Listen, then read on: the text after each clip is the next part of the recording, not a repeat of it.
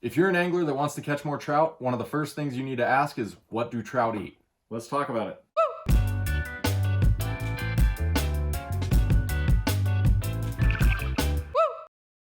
Hey everyone, welcome to Fly Fishing Fix, where we're talking fly fishing all the time. If you like this video, be sure to hit the subscribe button and hit the like button. That would really help us out. But for today's video, we're going to be discussing 6 of the main categories of trout food. So let's just kick it off with category number 1, which is aquatic-borne insects. Generally speaking, aquatic-borne insects fall into the category of flies. When you learn the life cycle of an aquatic-borne insect, it includes the underwater nymphal stages and the pupa stages, and when it becomes an adult, when it's on top of the water, drying its wings, getting ready to fly up into the trees and bushes, mate, and come down, lay its eggs on the water. That's the general life cycle of an aquatic-borne insect. In all of those stages, trout are munching on them. So an aquatic-borne insect starts, is as an egg, then it's hatched. It hatches. It hatches, and then it becomes, as it matures, it emerges to the surface of the water, and then after it emerges, it takes flight, and then it becomes a dry fly, and then it dies.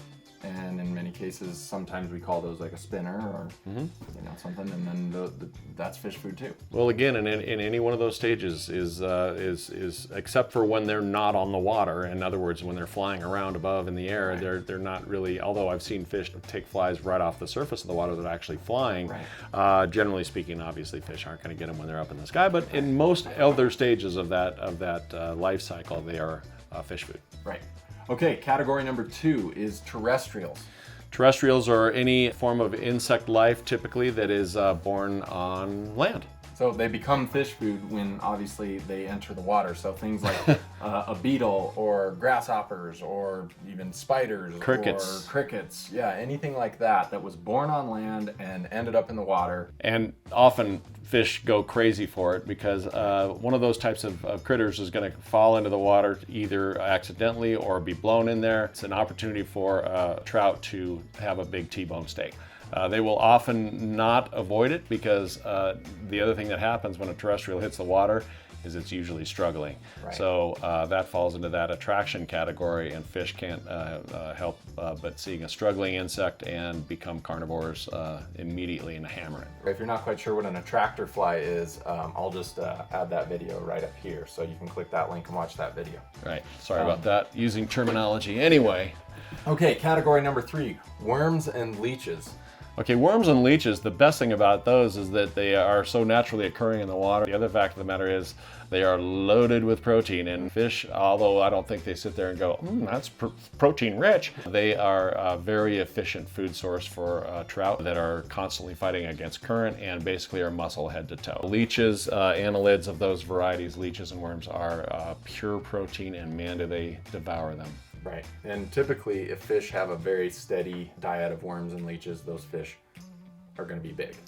We've had situations where we've been fishing in a day when worms are prevalent in the water, and you literally have a fish in your net and they actually regurgitate some of those gooey worms into your net, and it's kind of crazy because then you realize just how many they're eating. 1,000 of them, it's crazy. Yeah, that's how they get big. The next category is freshwater crustaceans. Okay, so these usually fall into the category of like scuds. The great description of a scud, perhaps on land, might be called a roly-poly, but in essence, they're really kind of like small, aquatic roly-polies. Yeah, about that. Yeah, right. But also like crayfish, sure. Freshwater shrimp, stuff like that. Right, an exoskeleton type of a critter that is in the water. One of our favorite types of crustaceans is called a mysi shrimp, typically found in a tailwater at the bottom of a dam that the outlet water is coming into the river, and in that deep pool there's lots of mysi shrimp, and again high in protein, and fish love them, and they just camp out underneath those places, eat those mysi shrimp, and get giant. Right. So crustaceans is one of the big categories of trout fare. Yep. Okay, next category, minnows and eggs.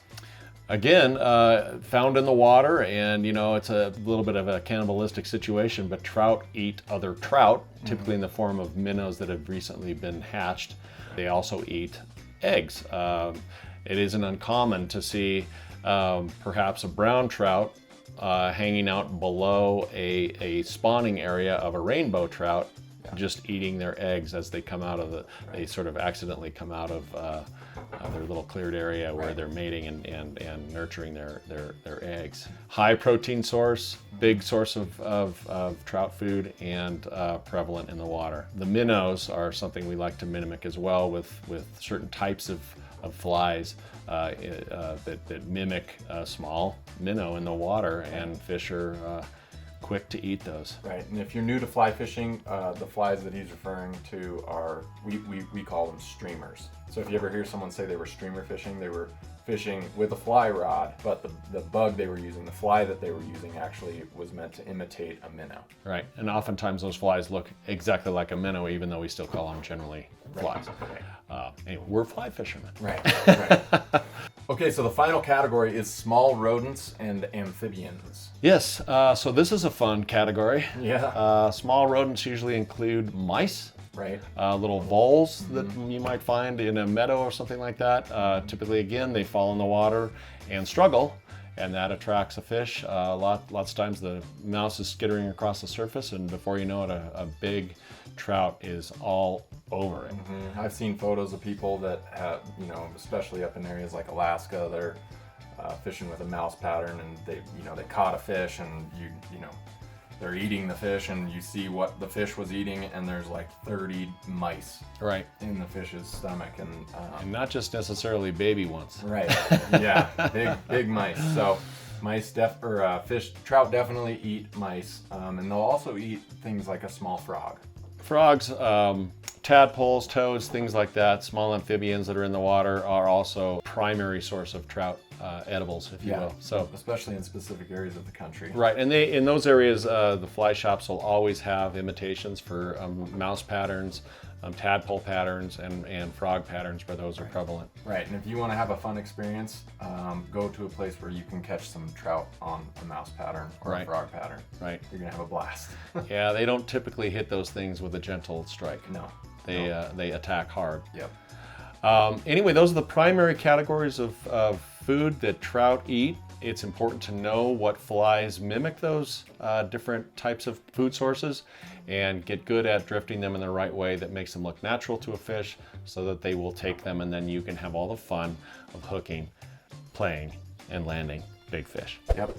All right, if you like this video, be sure to hit that subscribe button like I mentioned earlier, hit that like button, and until the next time, just get out on the water, practice as much as you can, and try and catch as many fish as you can. That's what makes it fun.